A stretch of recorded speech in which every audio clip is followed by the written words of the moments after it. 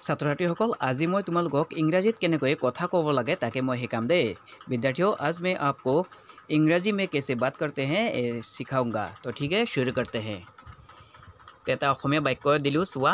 দাদা আপুনি ক'ৰ পৰা আহি আছে এইটো এটা অসমীয়া বাক্য তাকে এতিয়া আমি ইংৰাজীত কেনেকৈ ক'ম তাকে শিকাম চোৱা brother where are you coming from মানে দাদা আপুনি ক'ৰ পৰা আহি আছে বুজিছে এতিয়া আমি গোটেইকেইটা শব্দৰ অৰ্থ বুজি পাম দেই চোৱা দাদা মানে ব্ৰাদাৰ আপুনি মানে ইউ ক'ৰ মানে where পৰা মানে from আহি আছে মানে কামিং বুজি পালানে তে এতিয়া গোটেইকেইটা শব্দ অৰ্থ ওলাই কিনি তাৰ পাছতেহে আমি কথাটোৰ অৰ্থ বুজি পালো এতিয়া এই বাক্যটোক যদি আমি হিন্দীত কওঁ তে কেনেদৰে হ'ব চোৱা মই হিন্দীত দি দিছো তোমালোকক বাক্যটো বুজাই কিনি হিন্দীটো বুজাই দিম আকৌ যদি বিচৰা তেতিয়া বাংলাটো বুজাই দিম দেই চোৱা হিন্দীত দিলো भैया आप कहाँ से आ रहे हैं বুজি পালানে তোমালোকে তাৰপিছত বাংলাটো দিলো চোৱা দাদা আপুনি কোথায় থেকে আসতে আছো বুজিলা তাৰ পাছত আমি কি কৰিম আকৌ এটা বাক্য ললো চোৱা সেই বাক্যটোৰ লগত ইয়াত জড়িত আছে দেই চোৱা মই অফিচৰ পৰা ঘৰলৈ গৈ আছো তাৰ উত্তৰত মানুহজনে ক'লে কি মই অফিচৰ পৰা ঘৰলৈ গৈ আছো তাকে ইংৰাজীত কোৱা হ'ব I am going to home from office ইয়াৰো আমি গোটেইকেইটা শব্দৰ অৰ্থ উলিয়াই দিম দেই চোৱা সৰু সৰু শব্দবিলাকৰ অৰ্থও শিকি ল'ব তোমালোকে লগতে মই মানে আই অফিচ মানে অফিচেই বুজি পালানে পৰা মানে ফ্ৰম তোমালোকে জানাই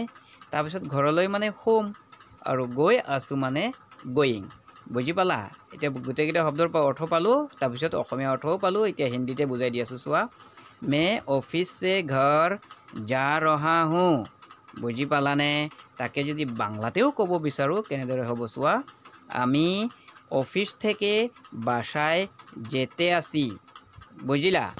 তাৰ পাছত আমি কি কৰিম আকৌ এটা বাক্য ল'ম অসমীয়া বাক্য দেই তাকে আমি ইংৰাজীত কেনেকৈ ক'ব লাগে মই শিকাই দিম তোমালোকক চোৱা আপোনাৰ ভণ্টি এটা আছিল নহয় হেয়াকে ইংৰাজীত কোৱা হ'ব you had a little sister did not you বুজি পালানে তাকে গোটেইকেইটা শব্দ অৰ্থ ওলাই দিলোঁ চোৱা আপোনাৰ মানে ইউ সৰু মানে লিটল ভণ্টি মানে কি হ'ব সিস্টাৰ তাৰপিছত এটাটো তোমালোকে জানাই তাকে নিদিওঁ মই আছিল মানে ডিড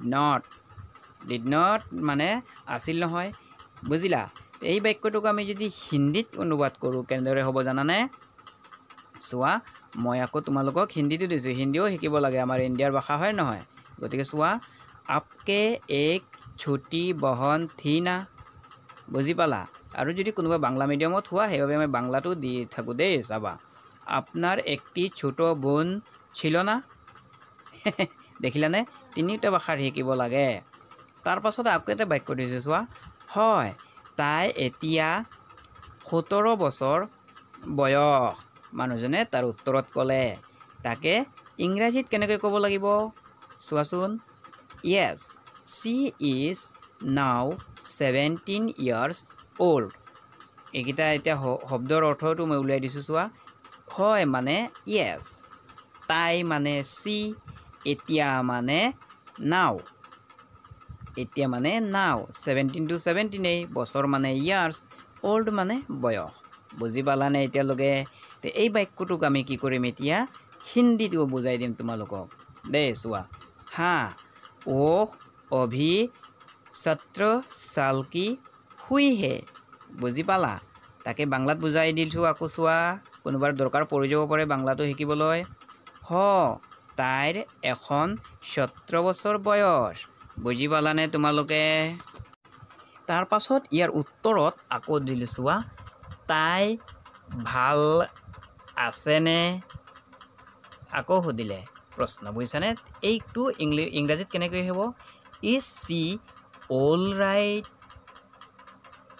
বুজিছানে এতিয়া ইয়াত চোৱা তাই মানে সি ভাল মানে ৰাইট ৱেল মানেও ৰাইট কোৱা হয় দেই ইয়াত ভাল মানে ৰাইট বুজাইছে তাৰ পাছত আছে মানে আছে আৰু নে মানে প্ৰশ্নবোধক সেইকাৰণে ইজটো প্ৰথমে আহি গ'ল বুজিছানে তোমালোকে জানিবাই